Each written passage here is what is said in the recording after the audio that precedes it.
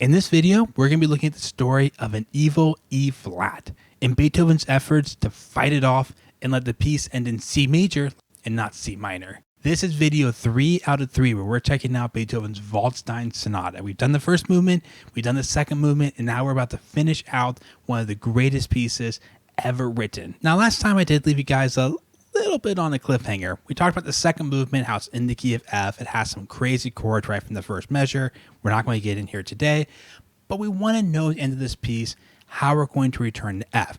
And I left you guys with this because the final measure is a 2 chord in the key of C, D minor, 2 chords like to go to 5 chords. It does go to a 5 chord in the key of C. And the answer to the question I left you with last time, how is it going to get back to the key of F? It doesn't. It just goes right into the final movement. That is what an attacca is.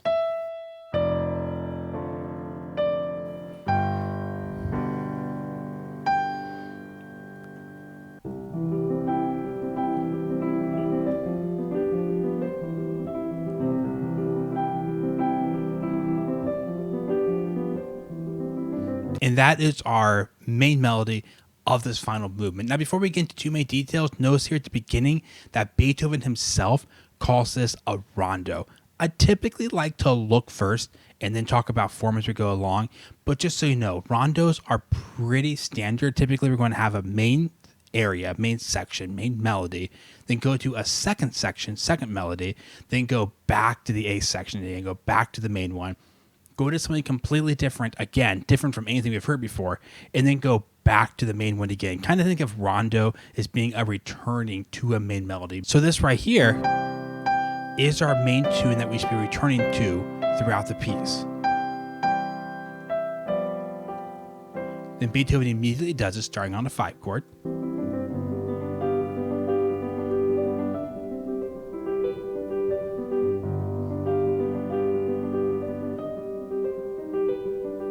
And that is our first appearance of our evil E flat. It will not be the last appearance, though. We should obviously go. But instead, and then Beethoven immediately fixes it. Nah, major. And then he's like, the E flat is come back. And then check this out. This is hilarious. Measure 48, we get...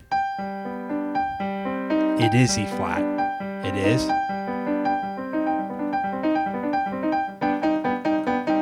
Really sounds like E flat. Now, what does E flat do? I mentioned briefly at the beginning of the video, E flat turns C major into C minor. So it's not just some random E flat. This is the battle of the modes. Beethoven is fighting between, is this melody going to be a major or is this melody going to be a minor?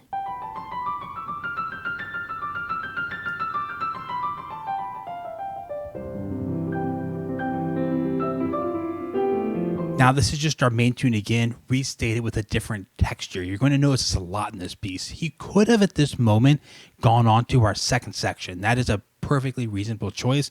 But we're getting into, like, the big sonatas of Beethoven right now. So he's not just going to state, like, a 16-measure melody and then go on to the B section for 16 measures, and then the A section for 16 measures, and then, C section for 20, then 16, the piece is over, and the whole thing's 150 measures.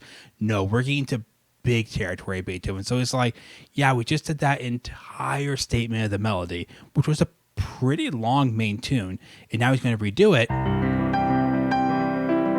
with a brand new texture.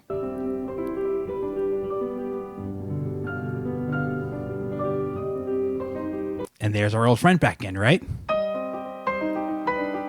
We fix it, even with a crescendo, and then it's back again. So this E flat doesn't seem to be going anywhere yet. Check what happens next.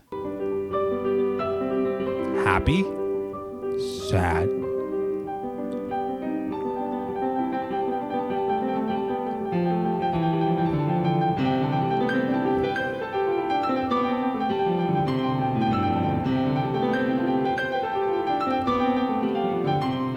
cool. So if we stop the piece right there and don't go on, we end it on a C chord and we won. we beat the E flat. The E flat's gone away. This last statement of the melody never went to the E flat version. So I guess Beethoven could have ended the piece right here. It would have not been that great. We wouldn't remember it for 200 years later. But he actually kind of fixes the problem. These are C major scales, C major chords. Everything's C major right now. So the E flat is definitely gone. And then he rolls right into this really crazy, really fun transition.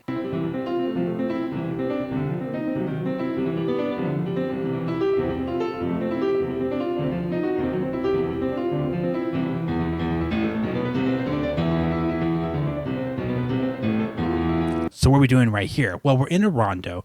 We're expecting really any piece we play, but especially a rondo. We're like, we got to get to our second section eventually. And we expect the second section to be at least a little bit different than the first section. I would say this B section is more different than most. However, we did have a really long A section where we did the main melody 3 times. We had 3 different textures. I don't know if you caught that, but we had the flip texture with the left hand doing arpeggiated stuff.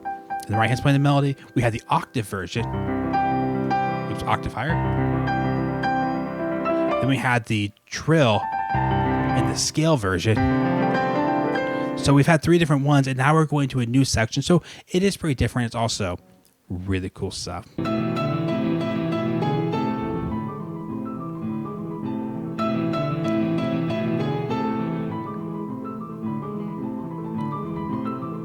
Okay, so now Beethoven's going to return to our first section. And how is he going to do that? Well, actually kind of by playing some of the first section. Check this out.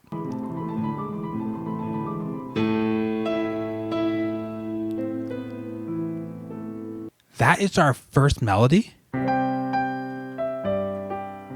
but played in A minor. Well, what is A minor? A minor is the key of this whole middle section. But the second melody we just now heard,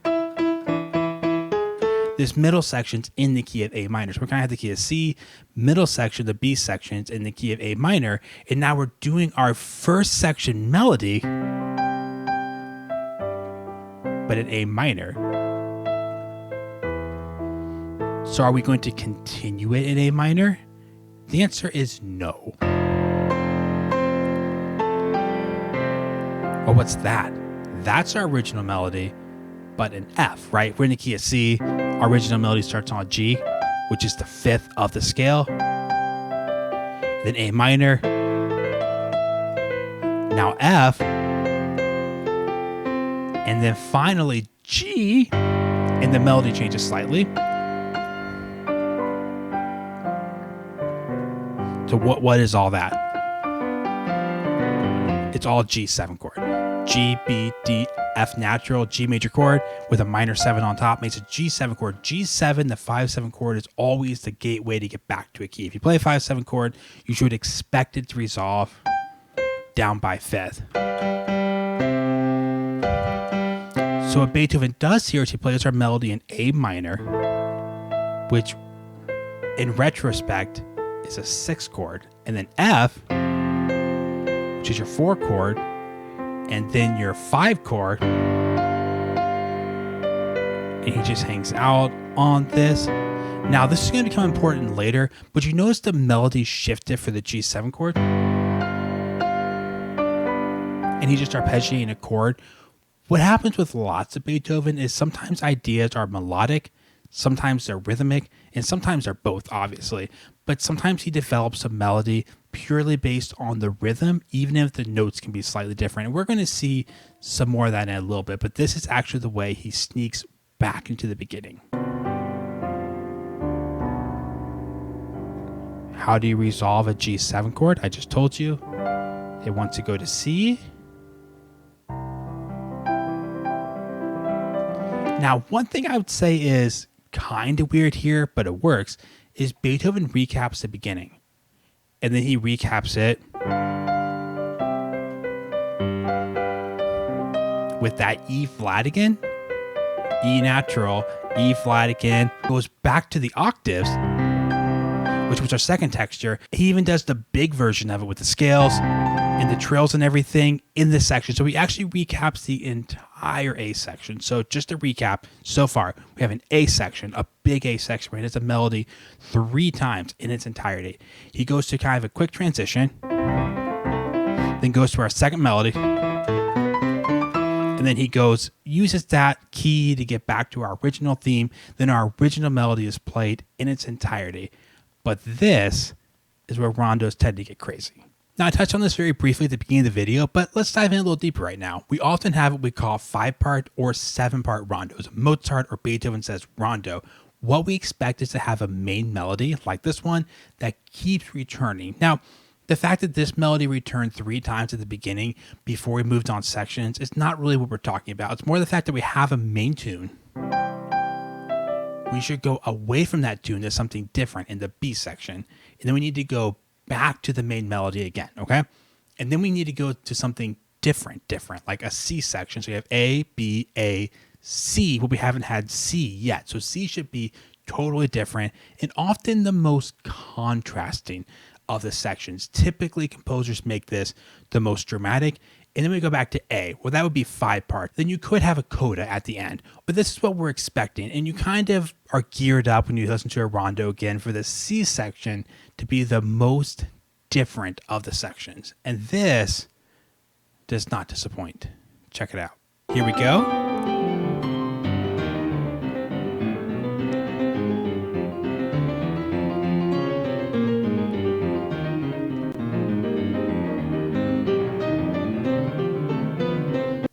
Pretty epic stuff, right? This starts off just like rock. I don't mean necessarily like rock and roll. I just mean like it rocks. It's awesome. It's awesome stuff. It's really cool. Also, you can see Beethoven's ability to create a lot of music out of a small amount of content. Can create a lot of music. That's why we call Beethoven the development guy. He can use a small sample, small idea, and then create tons of music. This is just... If I ask you for one of the simplest progressions in any key, I'm in C minor. C minor, by the way. I don't know if you caught that. We're not in C major. But now look at the key signature. E flat is the real key now. C's the bad key. E flat with the E flat in there. C minor is the real key. But let's not focus on that right now. We get this. If I was to ask you again, the simplest way to kind of say, hey, we're in the key of C minor. I mean, you're literally going to C and then scooping up to C. That's all. And then he oscillates it between the hands. And then all he does, this epic thing you just now heard, it's just cool. Now that was the key of C. Go up a fourth to F. Cool, go up another fourth to B flat. That's all it is. The note you ended on becomes the first note of the next pattern.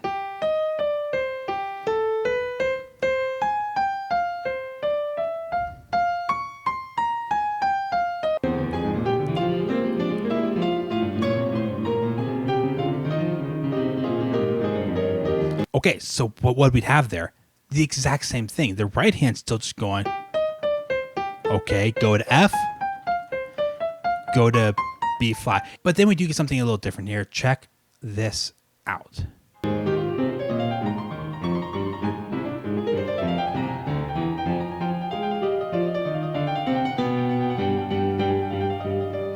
And this part, I can tell you from personal experience of learning this, is much trickier on the brain. I had to really spend a lot of time on this. Like, just remembering what notes comes next is not as intuitive. We do the same thing. Look at the left hand. In A flat major. And the right hand's actually doing almost the exact same thing. The scale with the skip. Then you get back to the starting note. And you just go, well, but it's almost the same idea. A flat major. But we don't continue our upward journey of, that's what it should be, right? But in this case, he starts working his way down. A flat, back to F minor. And then this one confused me for a while. for so long I was trying to justify like, okay, so our starting note no longer works. Maybe that we're like the starting note was adjusted, so it's a fourth higher. I went through all this. I wouldn't say stress, but for a while I was like, well, what is the pattern? And I think I was just overthinking it. A flat, F minor. We want to end in the key of C minor. So we're just going to confirm F minor and then get to G, because G is a 5 chord. So the sequence breaks down. You just do A flat, F, then it's like F minor, G, C minor. And then with what comes next, it becomes really obvious that this is just trying to go from G to C and G to C, because you literally just get...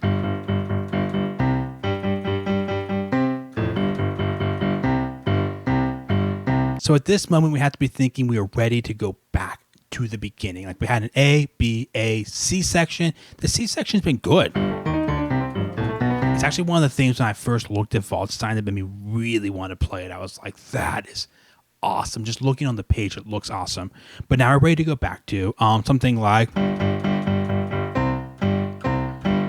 you can see these big chords, and then we can go like this and beginning. That would be extremely normal, but Beethoven's not interested in normal. Beginning? No.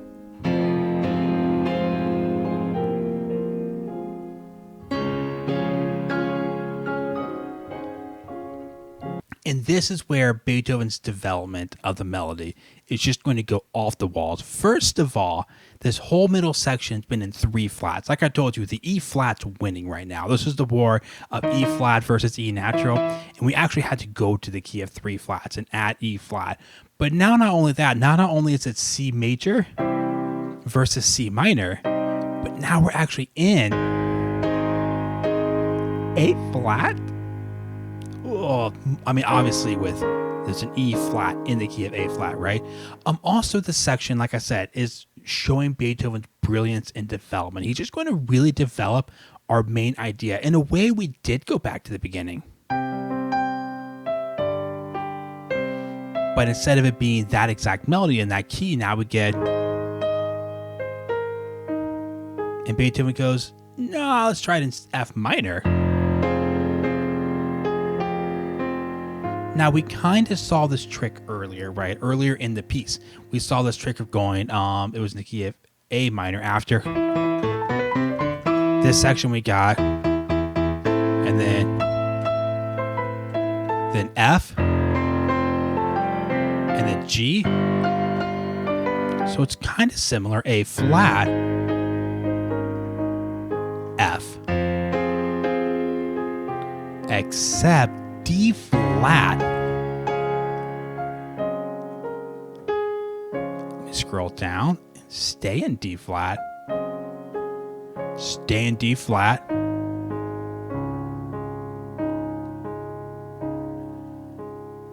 What's going to happen next?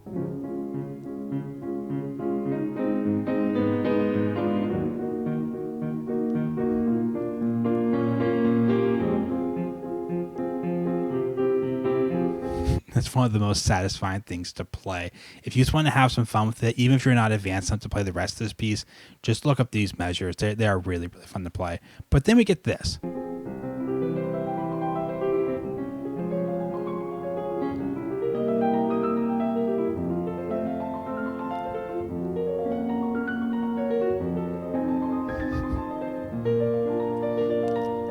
Okay.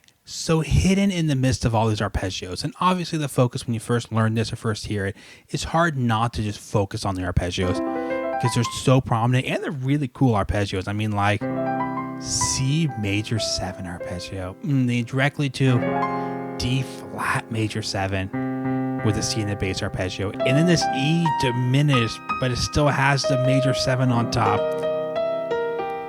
I want you to look at what Beethoven is developing here. Check out the left hand. He's taking our melody, and our melody's gotten shorter and shorter, right? Up here it didn't finish the melody out, right? And it's gotten shorter and shorter. Now the melody is just 2 notes. No, there. No, here. And then, nope. Not yet. Let's listen to that real quick here. Then we also have something else really cool to learn here too. But listen to this first. Ready?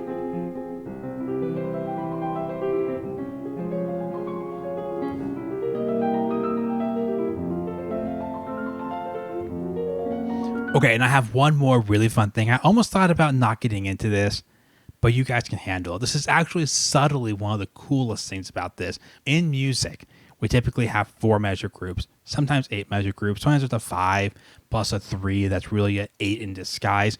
There are exceptions for sure. But right here, we do this, and then,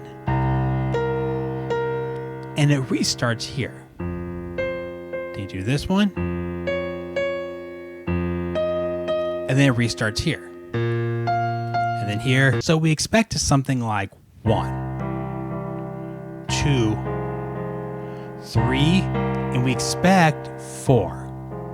Start over. 1, 2, 3, 4. Start over. Like we expect those kind of 4 measures. 1, 2, 3, 4. But we get an acceleration of it. 1, 2, 3, 1, 2, 3, and then 1. Hypermeter, by the way, is a term we use to explain this idea of grouping measures into beats like this. We expect a lot of 1, 2, 3, 4s or 1, 2s. And so groups of 6, but really groups of 3s like this are pretty rare. And again, give you the effect of like the piece keeps getting cut off and starting a little earlier than you expect. Okay, so now moving on. Like we've been talking about, this E flat has been doing real well. The E flat is very much reigns supreme right now. One really cool feature, though, of classical music is the G7 chord is the 5/7 chord G, B, D, F of C minor, but it's also the 5/7 chord of C major. So all Beethoven has to do is land on that G7 chord and we'll be good. And if you watch the first video, you will know that there's not a lot of G7s in that piece, but when we get to the big one in the development section, we hang out there for a long time. Well, that's about to be what happens right now. G, G. So we're just kind of doing a G and then a fully diminished 7 of G. That goes back to G, back to fully diminished 7th of G.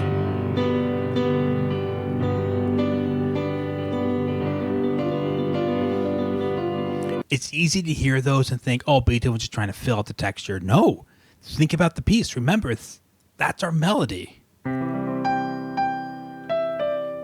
It even starts on the offbeat and everything. So this is him going, wrong octaves. Here, no.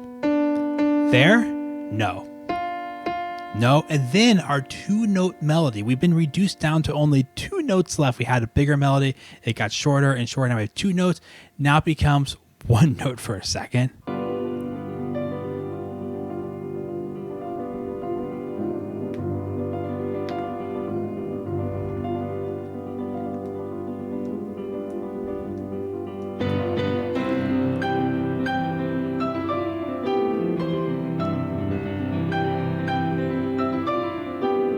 And this is a good return to the beginning. Remember earlier there was A, B, A, and talked about the first 2 A sections were the same length, which was kind of significant. He didn't shorten it, but this one kind of rolls right into a loud version of the A section. He doesn't return and go. That's kind of what he did the first time. He kind of snuck back in. This time he just knocks the doors down. Back to the beginning.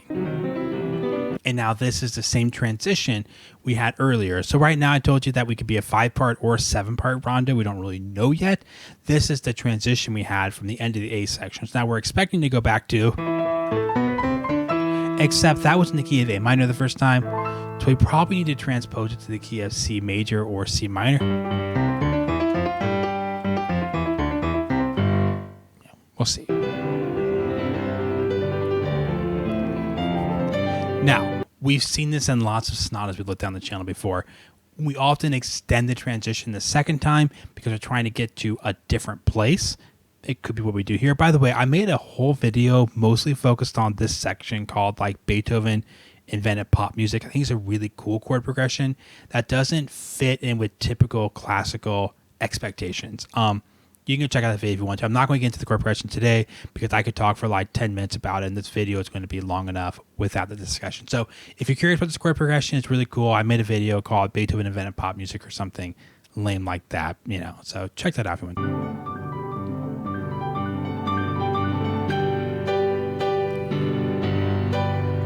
Cool. G7, right? G7. We made the G7. That's awesome because G7 is our 7 chord of the key of C. We can just play G7, play a C chord, and the piece can be over because we've done everything we had to do. Though we haven't really transitioned to the second section, but we haven't gone back to the B section again. But this is a 5-part rondo. We can play a few more chords and be over. So let's see what he does with this G chord.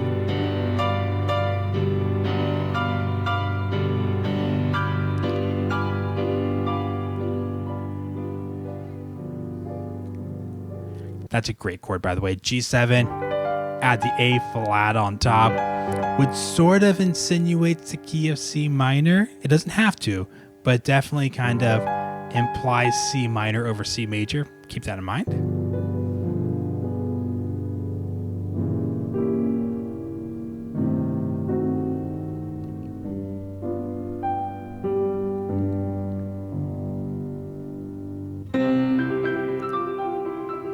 Coda time, right? So this is actually only a 5-part rondo, shockingly. So we went A, B, A, C, A. It's just that it's huge. The A is huge. The B is pretty short, actually. A is huge again.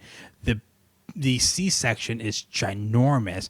Back to the A section, and now we've gone to this coda. And this is like celebrating the A section. We're going to do the A section in a lot of different ways and just have a big party. That's what this coda is. You're going to hear a lot of, but changed around and faster and funner and all that stuff.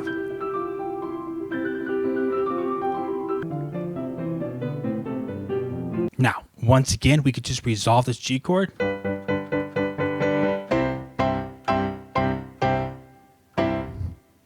Something like that. But instead, of course, Beethoven's like, I still want another minute of fun.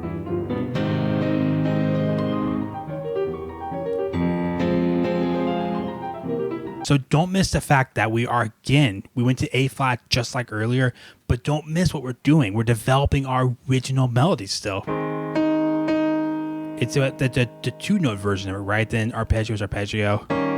It's easy to get caught up in what I would call the weeds, right? It's easy to get caught up in, there's all these arpeggios that are triplet and everything. These are not complicated. Again, they're not easy to play, but they're not complicated. You're just arpeggiating an A flat chord and an E flat chord. The key here is we're doing our original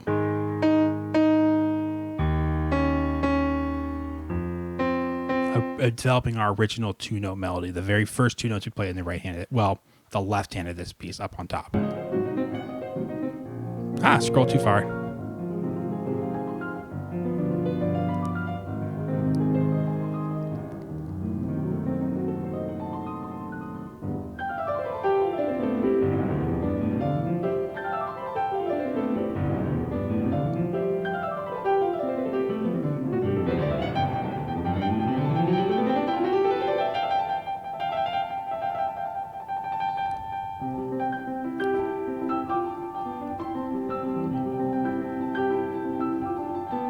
So for our final statement of the original melody, Beethoven makes it even more complicated. You got trill and do a little more complicated left-hand pattern. It's actually really similar to what we did earlier in the piece, with the left hand's a little more complicated, to be like, okay, we're really in C, we're partying on C, we're doing C in a million different ways, but we have finally arrived. Tricked you. No, the E flat is not going anywhere yet. We are not ready. Beethoven's not ready to lab that easily. We're going to do a crazy sequence. You're going to hear a bunch of different keys. We're not going to analyze all of them. Basically, he's going to go through the same kind of A flat, the same kind of F minor-ish area we're going to go to. We're going to wrap back around eventually to a big G chord and get back to the key of C. But it's really cool how just all these kind of mysterious trills, and he's just not going to let up. We're on the last page of the piece, and he's just like, still has all these crazy areas to explore.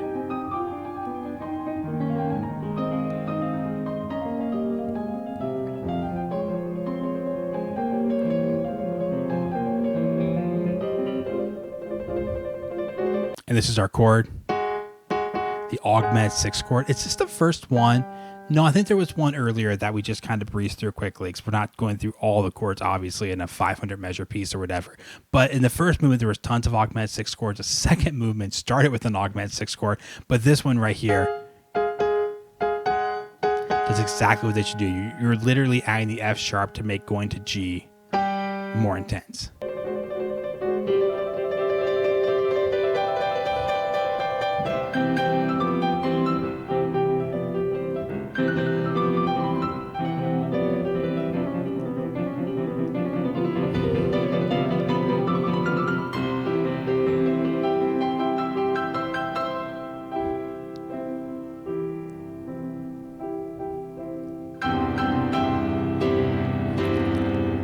And just to make sure there is zero confusion, E natural 1, right? It took us like 550 measures or so to finally get rid of, well, 500 and I guess 40 measures to finally do away with the E flat. The E flat would not go away. It kept showing up. And sometimes people ask questions like, well, at the end of this piece, aren't there too many C major chords? And out of context, yes, there's so many C major. Like when you learn this, you're like, oh, we're still doing it. We're still doing it. Okay, we're still doing it. A little of our original tune. It's a lot, but if you think about the drama as a whole from the very beginning, all the drama around getting back to C in the first movement, the weird second movement, this movement that has just had this ongoing battle with E natural, E flat, we finally arrived, and Beethoven deserves 2 lines of C major chords to be like, hey, we did it. I recognize the fact that I'm awesome. I held back this drama of C major, C minor for a long time. And this is the end. Now, for those of you who made it to the end of this video, I just want to say thank you so much for watching the channel. I really appreciate you regulars who watch the videos, you watch them to the end. That's one of the best things you can do to help grow the channel is you actually just click on the videos, you watch them, YouTube sees, hey, people are interested in this content. I also just want to ask, take a second, hit the like button down below and leave a comment or find someone else's comment and start a fun conversation about pieces you love. That is also really helpful. Some people ask in the comments, hey, I love your videos. Wish you would grow faster. How can I help you grow? That's all super helpful. But again, you made it to the end of the video. So you are one of the people who really, really have already helped in the first place, just being consistent viewers. I am really thankful for that. So thanks for watching. I'll see you guys next video.